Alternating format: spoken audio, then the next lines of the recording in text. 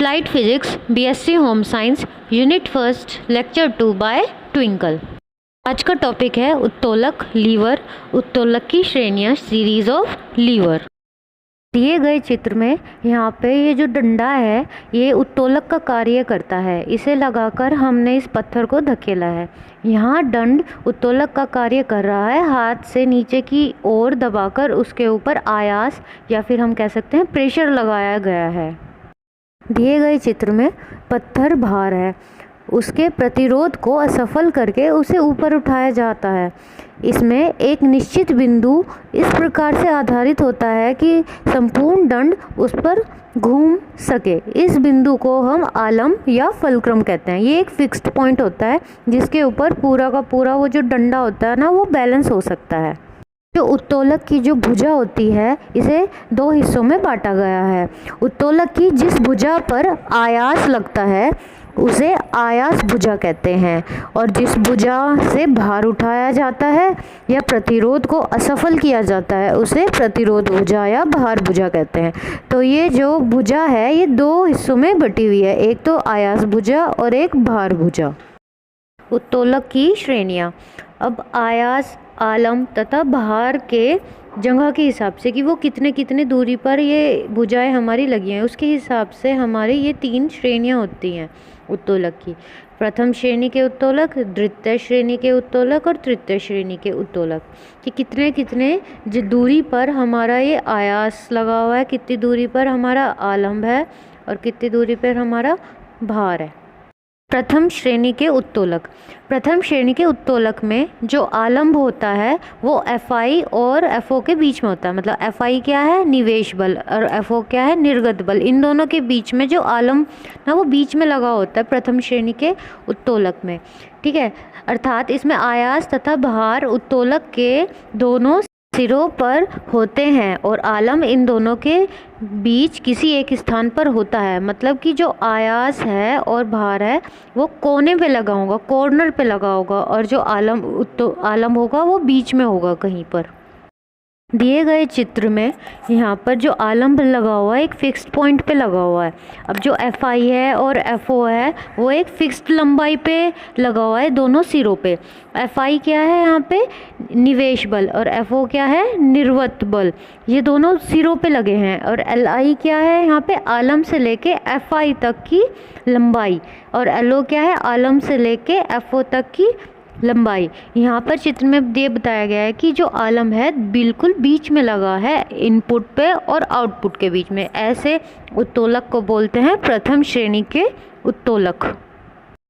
इस श्रेणी के उत्तोलक में यांत्रिक लाभ एक से अधिक या एक से कम हो सकता है, और आयास भुजा प्रतिरोध भुजा से जितनी ज़्यादा अधिक होगी, जितनी ज़्यादा होगी यांत्रिक लाभ उतना ही अधिक होगा।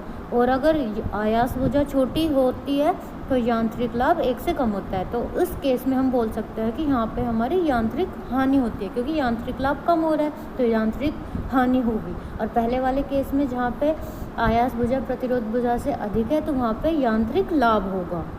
यहाँ से हमारा यांत्रिक लाभ आया प्रतिरोध या भार डिवाइड बाय भाग किया हमने आयास से। पर अगर हम भुजा की फॉर्म में लें इसे और उत्तोलक के सिद्धांत के अनुसार लें तो हमारा यांत्रिक लाभ क्या निकल के आता है, आयास भुजा डिवाइडेड बाय प्रतिरोध भुजा।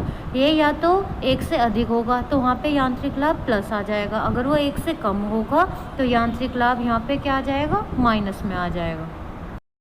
प्रथम श्रेणी के उत्तोलक के उदाहरण, ढेकी, तराजू की डंडी, कुएं से पानी निकालने वाला लट्ठा, कुंड, पानी के पंप, कुदाल, बेलना आदि। ये जो नित्य इस्तेमाल होते हैं, डेली यूज़ वाली जो चीज़ें होती हैं, ये हमारे उत्तोलक की प्रथम श्रेणी में आते हैं। तो ये उत्तोलक यंत्र है। दिया गया चित्र हमारा तुला का एग्जाम्पल है, जैसे तराजू। यहाँ पे जो F है वो है हमारा फलक्रम, और जिसे हम क्या कह सकते हैं, आलम, जो बीच में लगा हुआ है।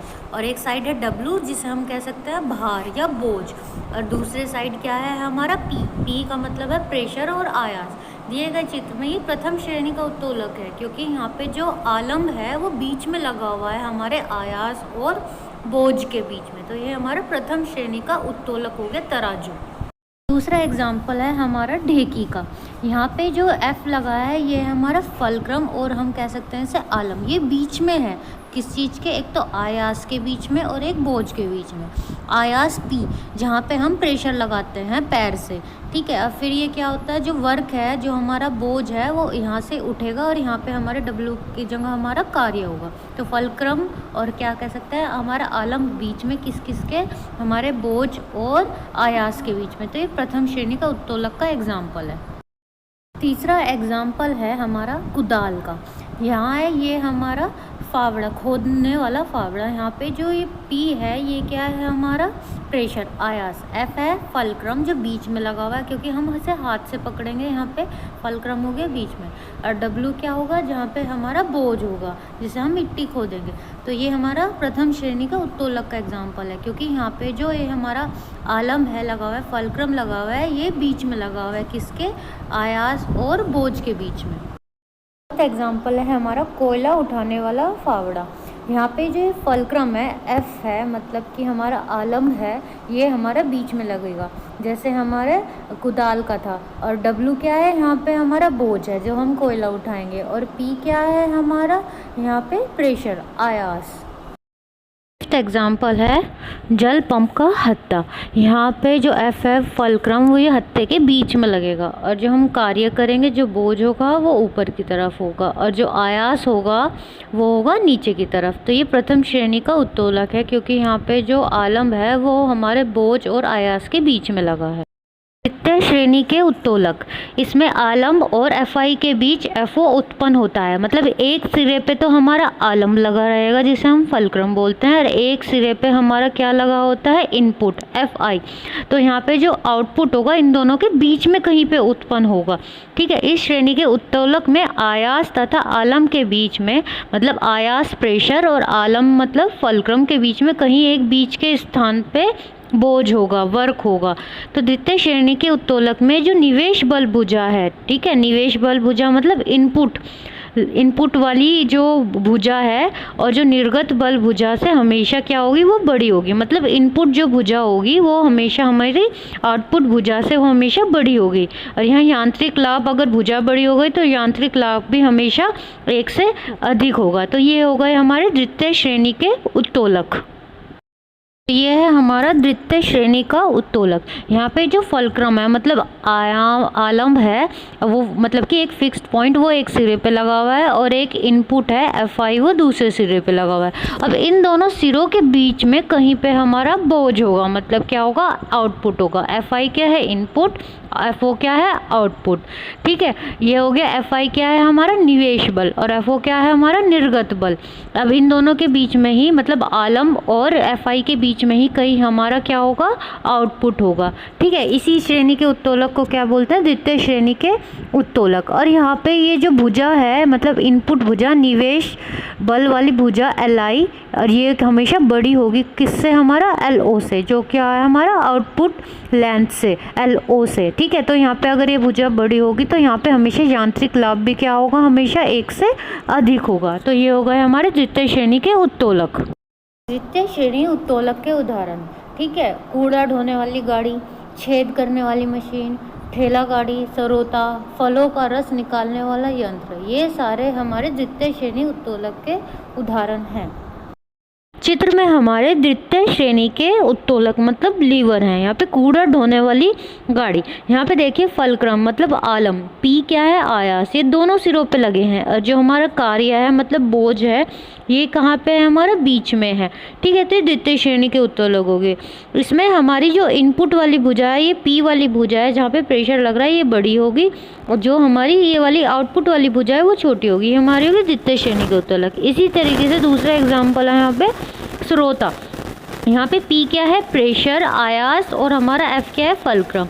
ये क्या है, हमारे दोनों सिरों पर, जहाँ पे जिस जगह हमें कार्य करना है, ये बीच में जो गोला है ये क्या हो गया, हमारा बोझ मतलब कार्य, ठीक है, ये हमारे बीच में है। यहाँ पे जो इनपुट वाली भुजा है मतलब निवेश बल वाली भुजा है, वो ज़्यादा लंबी है हमारे आउटपुट वाली भुजा से, ठीक है। तो यहाँ पे यांत्रिक लाभ क्या होगा, एक से अधिक होगा। ये हमारे द्वितीय श्रेणी के उत्तोलक है। द्वितीय श्रेणी के उत्तोलक, इसमें क्या होता है कि एक सिरे पे तो आलम्ब होगा मतलब फलक्रम, और एक सिरे पे क्या होगा हमारा आउटपुट, ठीक है, मतलब निर्गत बल, ठीक है। और यहाँ पे जो निवेश बल होगा वो इन दोनों सिरों के कहीं बीच में होगा, तो इस श्रेणी के उत्तोलक को कहते हैं तृतीय श्रेणी के उत्तोलक। इसमें आलम्ब और एफओ के बीच में एफआई को लगाया जाता है, अर्थात इस श्रेणी के उत्तोलक में भी आलम्ब उत्तोलक के एक सिरे पर होता है और इस श्रेणी के उत्तोलक में भार से अधिक आयास लगाया जाता है। इस श्रेणी के उत्तोलक में निवेश बल भुजा निर्गत बल भुजा से हमेशा छोटी होती है, तो अगर वो भुजा छोटी होगी तो यहाँ पे यांत्रिक लाभ हमेशा एक से कम होगा। श्रेणी के उत्तोलक, यहाँ पे देखिए चित्र में, यहाँ पे फलक्रम और आलम्ब एक सिरे पे और जो आउटपुट है वो दूसरे सिरे पे। इस बार जो इनपुट होगा वो कहीं बीच में लगा होगा। इस श्रेणी के उत्तोलक को बोलते हैं तृतीय श्रेणी के उत्तोलक। यहाँ पे ये जो भुजा है एल जिसे बोलते हैं हम, इनपुट भुजा वो छोटी होगी और जो आउटपुट भुजा है वो होगी हमारी बड़ी होगी, तो यहाँ पे यांत्रिक लाभ क्या होगा, कम होगा। तृतीय श्रेणी के उत्तोलक के उदाहरण, कोहनी पर टिका मनुष्य का हाथ और चिमटा। यहाँ पे देखिए जो कोहनी है, हाथ है, ये तृतीय श्रेणी का उत्तोलक है। यहाँ पे जो हमारा एक सिरे पे आलम्ब है और एक सिरे पे हमारा आउटपुट कार्य है, ठीक है। और जो एफ इनपुट है, मतलब कि जहाँ हमारा निवेश बल है वो हमारा बीच में लगा हुआ है, वैसे चिमटे में भी और हमारे हाथ में भी। तो ये हो गया हमारे तृतीय श्रेणी के उत्तोलक।